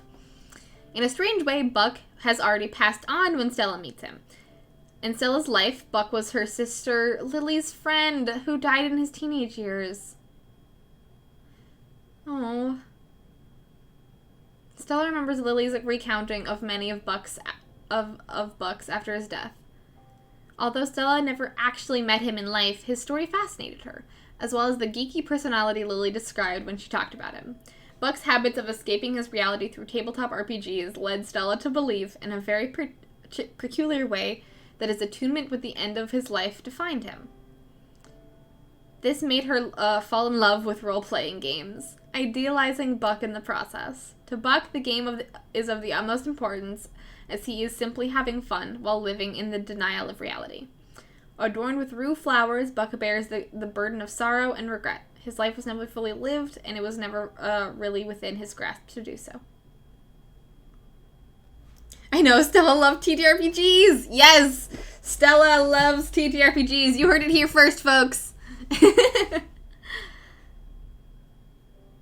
So, that's very interesting that Buck not necessarily outlived Stella in real life, but died before and didn't really know Stella, and therefore Stella never was able to see that passing. That's very interesting. That is very, very interesting. Buck is an enigma, and I love him very much. Also, look at all of these minis. Buck's house is a simple suburb bungalow, the kind with wood paneling and a dank basement.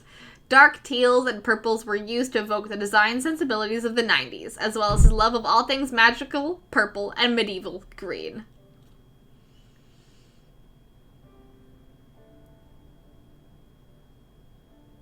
They also named the minis a collection of Buck's favorite characters, from the halfsies Frago and Pam to Intestines, the brooding anti-hero. Oh. I want my family to tell my friends my RPG stories too. Heck yes. Heck yes. Oh, Buck, I want to give you a hug so bad. Bruce and, ooh, look at this art though. Look at this art though. How many characters do we have left? We have 2 characters left. Okay.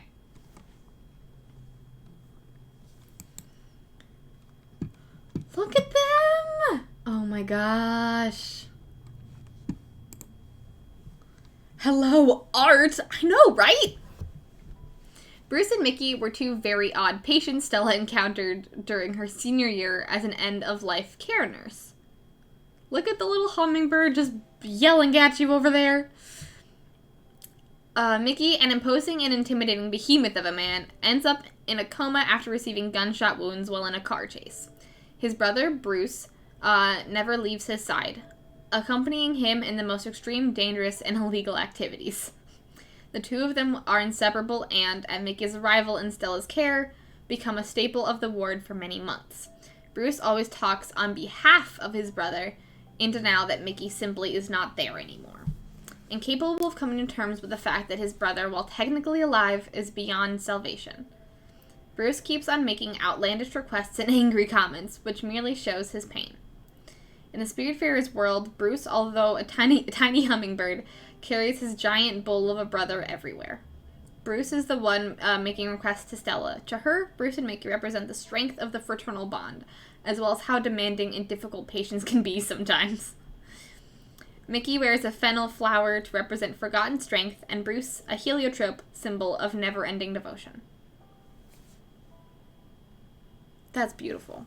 Man, this game is so beautiful. Can I just look at this art, though? Look at this. Look at how beautiful this bowl is. I am in love. I am in love. Big and ostentatious, this disaster of a house takes up more square footage than any other home on Stella's boat. The facade's chaotic use of materials and architectural styles is meant to evoke the McMansion trend of the early 2000s. A gaudy show of wealth that has little regard for good taste and smart design. Inside, 2 marble statues hold up subwoofers as a way to class up the joint. The adornment of the bull's head over the front door is a testament to Bruce's grief and how his coping mechanism involves sublimating his own needs for those of his brothers. Oh my god, I love the McMansion. It's like, this fucking sucks. Remember this trend? It sucks. And Elena, everyone's least favorite dog. It's quite cute. Elena, everyone's least favorite dog. Elena is one of Stella's Elena is one of Stella's last patients. She manages to impress Stella with her toughness, stubbornness, and apparent lack of empathy, even when faced with a fatal short-term diagnosis.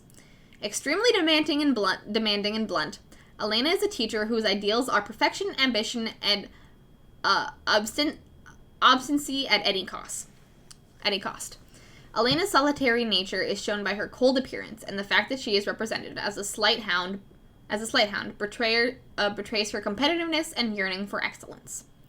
The cypress is a symbol of dread and death in many cultures, and Elena is the only spirit who willingly accepts death as a simple moment without hesitation. There's not much written about Elena because she's mean. You did a clip edit? Oh my gosh, Matt! You did a clip edit for me? Thank you. I still really liked Elena. Elena's a very interesting character, 100%. And I really like these, like, the designs of her crest. Very cool. For her door.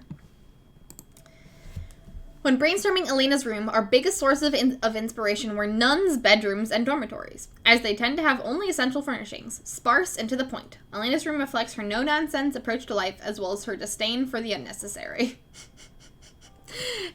They have so much written about so many other characters, and then they're like, we're only gonna write a little bit about Elena. And I'm like, valid. Just like her and her death. Very to the point. Exactly. But there we go. That is all of the characters.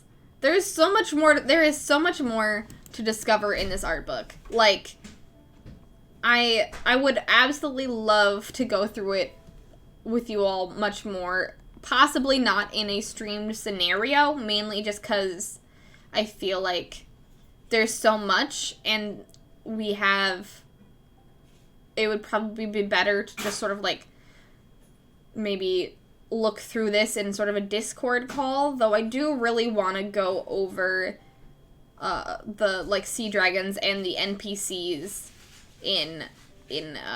on stream, too, because, I mean, we're character focused here. Yeah, I think it'd be really fun to, like, go over it in, like, some evening in Discord, because this is to the point, just like Elena would like. And, like, there's just so much to it. Like, look at this gorgeous art. This beautiful hill and mushrooms and trees. And, I mean, we all know that this game is gorgeous, but really seeing how gorgeous is...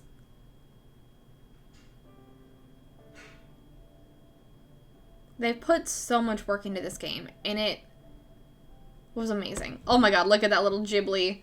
Look at this Ghibli cover. Like, there's so many, all of these are such good key art for Spiritfarer. This is the one they went with, of course. But I love this, like, if anyone has seen the end of Totoro, when Mei has the little spirit, the little, like, Totoro's following behind her, that's what this reminds me of. It's so good. And can we, like, look at this key art and how much less detail it has than this one, where it's just, look at the fucking way that they did the water. Oh my god. Ugh. And then all of the memories. There was only 9 memories, and felt like so much of the story was told through them. I loved them so much. So much. And then all the constellations.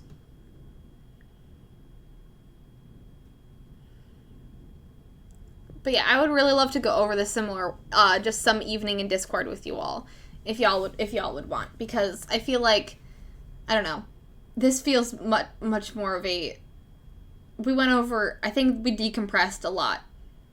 I feel like this really was a good bookend to the end of Spiritfarer, and learning a little bit more about the story and the love and care that was put into this game. It was gorgeous, and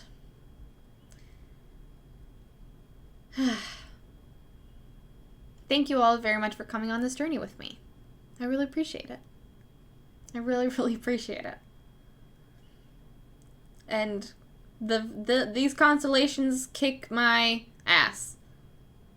Like, some of them are well designed, some of them feel a little strange, but I love that Summer is just a straight up snake. design. Giovanni is like his, like, everyone else is like basically their face, and then Summer is like her whole body is a snake.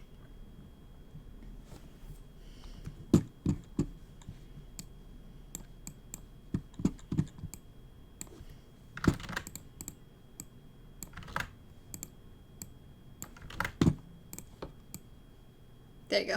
There you go. There's the whole constellation. There's all the constellations. It was a beautiful game. That was an absolutely beautiful game. There's so much to it, and if y'all want to go get the Spiritfarer art book, I highly recommend doing so, just to look through it on your own time. This is gorgeous. I also love how many constellations are on one side of the sky, and then there's like 4 on the other side. And that is very funny to me. It really does go into the feels. It was sad, but great. That's what I think is very true about it, is that it kicks you in the ass with the feels 100%. But it also is a very good representation of this aspect of life that not a lot of people are interested in talking about or interested in exploring. It helped me learn a lot about things, and I'm very, very, very grateful to it. Thank you so much for being here, guys. I feel like this might, I know this has only been a 2-hour stream, and usually Thursdays are a 3-hour stream, but I honestly feel like this might be a good time to wrap up. Like, I don't know. I feel like this might be a good time to wrap up.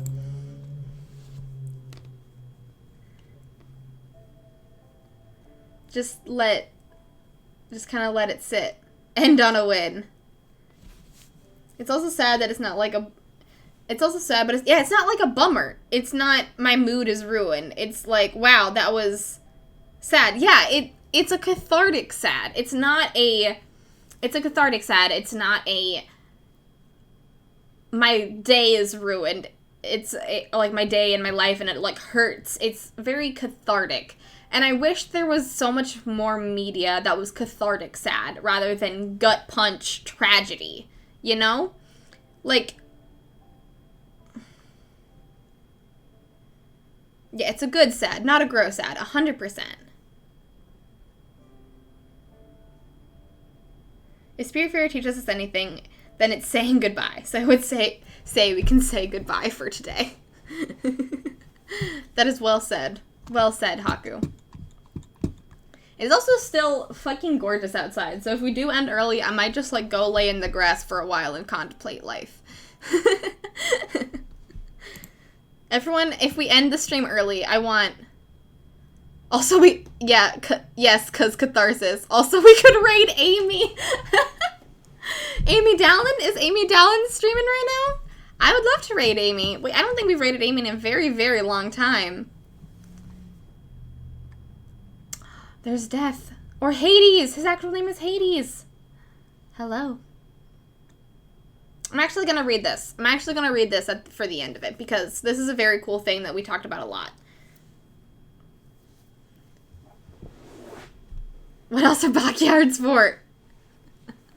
Being a central figure in the dreamlike reconstruction of the Greek underworld Stella envisions, Hades both represents death itself, inescapable and unavoidable, but also Stella's own psyche as she engages in her inner dialogue with them during her final moments. They speak in their voice, yet say Stella's own words as she's facing her own end. For a long time called internally the Mist Guardian, Hades controls mist in the world of Spiritfarer. Mist being always linked to death, its proximity and the fear of it. The dark purple mist surrounding jellyfish, fireflies, and the dragons are all Hades in its most fearful form. The white mist the guardian owl is made of, as well as the mist surrounding islands at the edges of the world, are synonymous with how close death is and how inevitable it is. Owls also symbolize wisdom and justice in ancient Greek mythology, explaining why Stella sees death itself represented as a giant, misty owl. Very cool. Very, very cool. I like that. I like that metaphor a lot.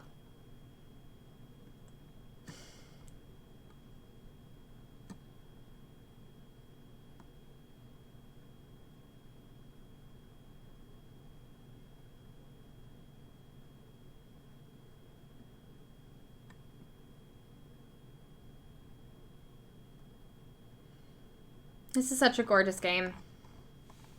I can't wait to go over more. I can't wait to go over more of it with you guys. We'll find a time to do so. I'll find a time, maybe on a Friday or something. Not necessarily instead of Neverwinter Community Day, but like maybe do this and then like wind down and watch a movie or something. Well, I'll figure it out. I will figure it out and see what you guys are interested in.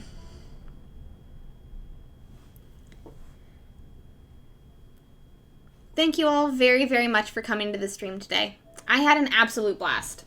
We finished, this stream was only wins. Even though it was sad, it was only wins. We not only finished Spiritfarer, something that we have been trying to do for months now. We finished Spiritfarer.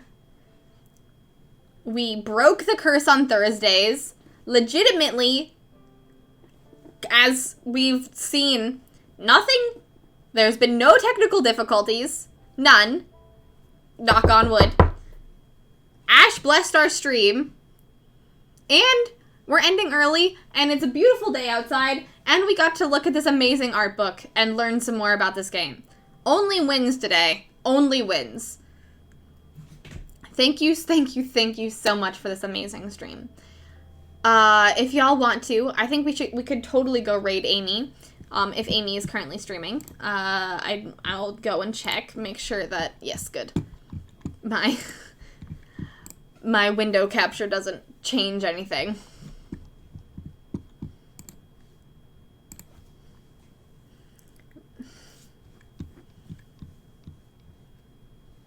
Enthusiasme! Cortex co-stream Stranger. Ooh, are they playing a tabletop game? We could also raid, there's also a lot of, oh my god, there's so many other people that are live right now. Sir Nuffalo is, drawing some art. I don't know if did we raid Sir Nuffalo recently? I don't remember. Scribbler Gaming is currently live, who, raided us at one point. It's Sylvana is currently live, another person who raided us at one point. Art by Smashly and a Blue Skittle are currently doing some art and having an absolute blast. Doing great things.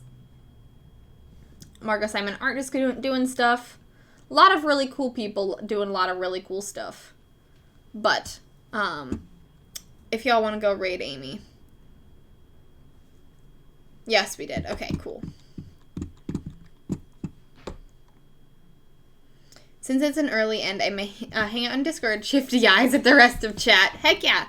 Feel free to go hang. Everyone, please go take time to take care of yourself and take the relaxation you need. If it's a beautiful day, go outside and relax. Go get some dinner and just have a nice chill time that you thought you didn't think you might not have gotten. Thank you for all of the shout outs to all of our lovely art friends.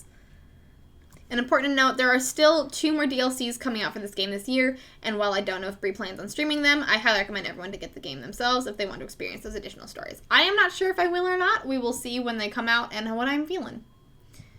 Because I'm very excited to start doing art on Thursdays. We have 2 more Thursday streams this month. We've got next Thursday, which is going to be our Animal Crossing Island tour. Basically, kind of, we did an Animal Crossing impromptu island tour at the end of April, and it was super fun, but it was impromptu, so people didn't get as much time to like do stuff with their islands. So we're gonna go back to the Animal Crossing Island tour and see what people can do with their islands next Thursday, and then the Thursday after that is Neverwinter Community Day. Well, not Neverwinter Community Day, just Neverwinter Day. Also kind of a community day, where we're gonna be playing some Neverwinter and having a good time and just doing shenanigans to end out May. And then on Thursdays going forward, except for the last Thursday of every month, we're going to be doing art streams, which will probably just be like commission streams and getting art done streams, because I actually have a lot of art that I would really love to do on stream that I haven't been able to, because I want to get through all of the quick doodles and also make sure to do Tuesday stuff. So Thursdays are going to be a little bit more of a mixed bag in terms of art streams. And then on the last Thursday of every month is going to be Neverwinter, or if we aren't feeling Neverwinter, maybe some other type of community game. But yeah, that's sort of my plan. And we broke the curse, so now it can happen. Woohoo! Take care of your corporeal forms. Yes. Please take care of your corporeal forms. All right. Who are we feeling to raid? Are we feeling art? We haven't raided Margot in a very long time, so I'd be interested in raiding Margot. And we raided Ashley not too long ago. And it's been a while since we raided a blue Skittle. But it would be very, very cool to also raid Amy, because we haven't raided Amy in literally forever. And she's playing some TTRPGs. So what y'all feeling? What y'all feeling? I'm biased towards Marco, so. Also, if you're interested in Neverwinter, if you want to go watch some Neverwinters, Saint Lucifer has been streaming a lot of Neverwinter recently, who is our Neverwinter friend of ours, who I've been lurking in their chat with for a lot of time. So you should definitely go and check them out too. I'll save the raid a bit, then I need to go for food. Heck yes. Amy, all right. We haven't raided her in forever. All right, we can raid Amy. Yes, if everyone, please go follow St. Lucifer for some awesome Neverwinter content, because he is much better at the game than I am. But yeah, we can go raid Amy. Hell yeah. Alright, let's raid Amy. Let's do it. Let's go say hi to Amy. And support the tabletop RPGs. It is a Cortex co-stream for Stranger Towns. Cortex roll and keep on things and tabletop RPGs and having a good time. Also, Iddy is also live. Just, can we get a shout out in the chat for Iddy? Iddy is absolutely lovely, and Iddy is also live right now. So definitely go. If you want to just chill and have a good background noise while you, like, hang out outside, definitely should go and watch Iddy's streams. Anyways.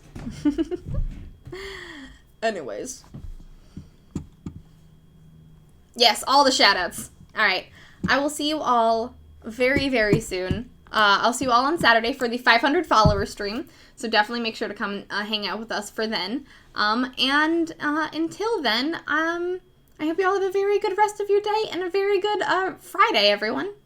I will see you all very soon. I love you all, and thank you for coming on this journey with me. This was an amazing game, and I hope you guys enjoyed it as much as I did. Bye, everyone!